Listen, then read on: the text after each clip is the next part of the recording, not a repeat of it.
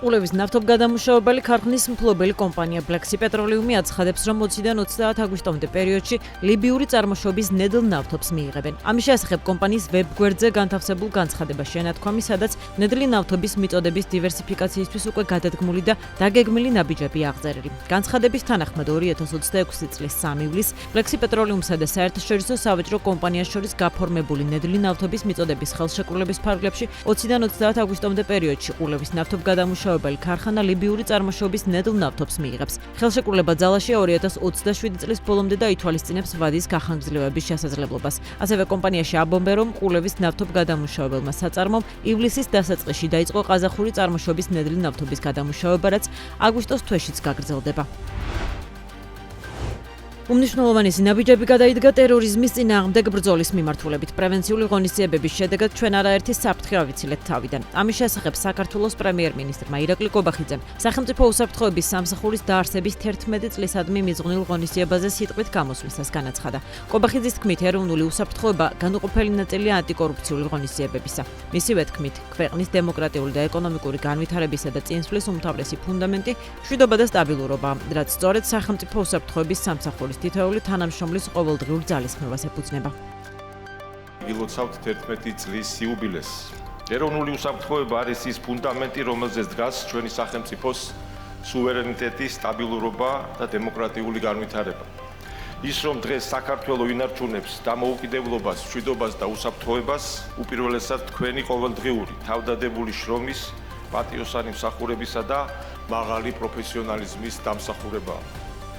თანამედროვე მსოფლიოში არსებული კომპლექსური გეოპოლიტიკური რისკებისა და მზარდი მრავალფეროვანი გამოწვევების ფონზე უსაფრთხოების განცდა თითოეული ჩვენი მოქალაქისთვის უმთავრესი პრიორიტეტია. დღეს ეროვნული უსაფრთხოების არეალი გაცილებით ფართოა, ვიდრე ოდესმე. ის მოიცავს ბრძოლას ჰიბრიდულ საფრთხეებთან, საინფორმაციო ომთან, კიბერშეტევებსა და ფსიქოლოგიურ ზეწოლასთან, რომელთა მიზანიც საზოგადოების დაყოფა და სახელმწიფოს დასუსტებაა. ამ პროცესების მართვასა და პრევენციაში თქვენი როლი ფასდაუდებელია. 11 წლის წინ შეიქმნა საქართველოს სახელმწიფო უსაფრთხოების სამსახური, ინსტიტუტი, რომელიც უმთავრეს როლს ასრულებს საქართველოს კონსტიტუციური წყობილების, სახელმწიფო სუვერენიტეტის და თითოეული მოქალაქის უსაფრთხოების დაცვის საქმეში. ქვეყნის დემოკრატიული და ეკონომიკური განვითარებისა და წინსვლის უმთავრესი ფუნდამენტი მშვიდობა და სტაბილურობა, რაც სწორედ სახელმწიფო უსაფრთხოების სამსახურის თითოეული თანამშრომლის ყოველდღიურ ძალისხმევას ეფუძნება. მშვიდობის სადარაჯოზე დგომა ყოველდღურად მაღალ რისკს უკავშირდება. პატივს მიუღებს სამსახურებრივი მოვალეობის შესრულებისას დაღუპული გმირი ოფიცრების ხსოვნას. დღეს სოფლიოში არსებული რთული გეოპოლიტიკური ვითარებისა და ჩვენს რეგიონში უსაფრთხოების სერიოზული გამოწვევების ფონზე უცხოური სპეცსამსახურებისა და დესტრუქციული ძალების დელობები გამოეწვიათ ქვეყნის დესტაბილიზაცია და ხელისუფლების ძალადობრივი გზით შეცვლა წარმატებით აღიკვეთა. თუმცა საფრთხეები არ გამქრალა.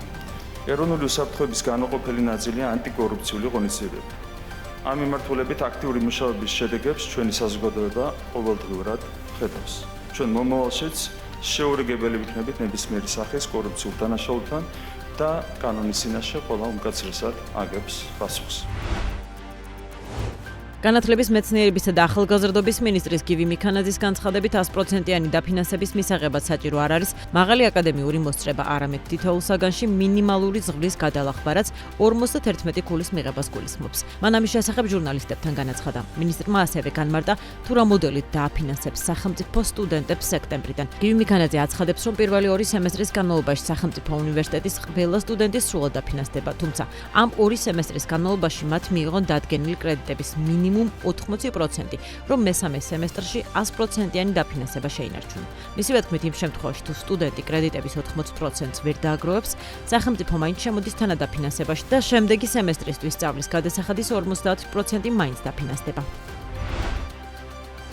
საქართველოს მთავრობამ საერთაშორისო ვაჭრობის მხარდაჭერის სახელმწიფო პროგრამა დაამტკიცა, რომელსაც საქართველოს ეკონომიკის განვითარების კორპორაცია განახორციელებს. 30 ივლისის დადგენილებით პროგრამის მიზანია საქართველოში წარმოებული პროდუქტის საერთაშორისო ბაზარზე ვაჭრობის სტიმულირება ლოგისტიკური ხარჯების თანადაფინანსებით. კერძოდ, სახელმწიფო პროგრამა მოიცავს ლოგისტიკური ხარჯების თანადაფინანსების 2 კომპონენტს: გადაზიდვების მომსახურების კომპონენტი და სასაწყობე მომსახურების კომპონენტი. ბენეფიციარს შეუძლია გამოიყენოს ორივე კომპონენტი.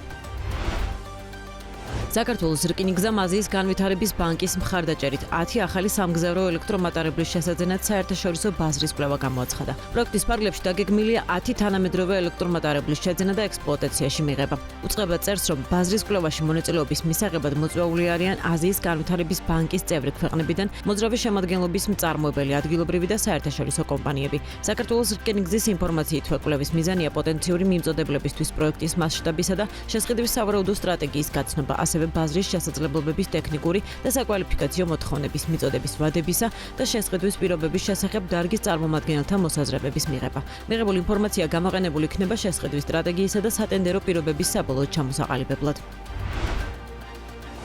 ჯანდაცვის მინისტრის მიხეილ სარჯულაძის განცხადებით საქართველოში დიუშენის კუნთოვანი დისტროფიით დაავადებული პაციენტების რაოდენობა დაახლოებით 80-ია, თუმცა მედიკამენტი ჯივინოსტატი ყველა მათგანისთვის გამოყენებადი არ არის. როგორც მინისტრმა დღის ქრონიკაში განაცხადა, სავარაუდოდ აღნიშნული პრეპარატი დაახლოებით 35 პაციენტისთვის იქნება რელევანტური. მინისტრის განმარტებით, მედიკამენტის დანიშვნა დიდი სიფრთხილით უნდა მოხდეს, რადგან პროცესი სკულპტუროზულ მოსამზადებელ სამუშაოებს მოითხოვს.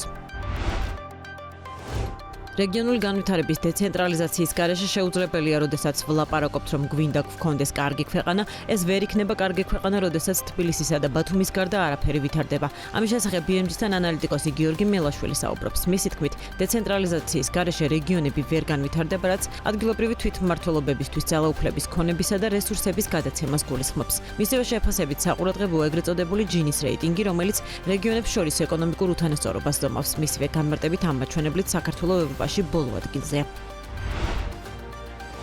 თბილისში საცხოვრებელ უძრავ ქონებაზე გაცემული სამშენებლო ნებართვების ფართობი 2026 წლის ივნისში ზედიზედ 8-თვიანი შემცირების შემდეგ წლიურად 225.3%-ით გაიზარდა და 300.095 კვადრატული მეტრი შეადგინა. ნებართვები 29 საცხოვრებელ პროექტზე გაიცა, რაც 2021 წლის შემდეგ ყველაზე მაღალი თვიური მაჩვენებელია. ამის შესახებ გალტენთაგარტის თბილისის საცხოვრებელი უძრავი ქონების ყოველთვიურ მიმოხილვაში აღნიშნული. კვლევის მიხედვით, მიუხედავად ივნისში დაფიქსირებული მკვეთრი ზრდისა, 2026 წლის პირველ ნახევარში გაცემული სამშენებლო ნებართვების ჯამური ფართობი წლიურად 7.3%-ით არის შემცირებული. თბილისში 2026 წლის ივნისში 4.503 ბინა გაიყიდა, რაც გასული წლის ანალოგიურ პერიოდთან შედარებით ზრდას წარმოადგენს. ამის შესახებ ასევე გალტენთაგარტის თბილისის საცხოვრებელი უძრავი ქონების ყოველთვიურ მიმოხილვაში აღნიშნული. ანგარიშის მიხედვით, გაყიდული ბინებიდან 2279 პირველად ბაზარზე გაიყიდა, ხოლო 2224 მეორად ბაზარზე. პირველადი ბაზრის გაყიდვები წლიურად 52.6%-ით გაიზარდა. მეორად ბაზარზე ზრდამ კი 22.3% შეადგინა. ამასთან მეორად ბაზარზე დაფიქსირებული შედეგი 2022 წლის შემდეგ ყველაზე მაღალი თვიური მაჩვენებელია.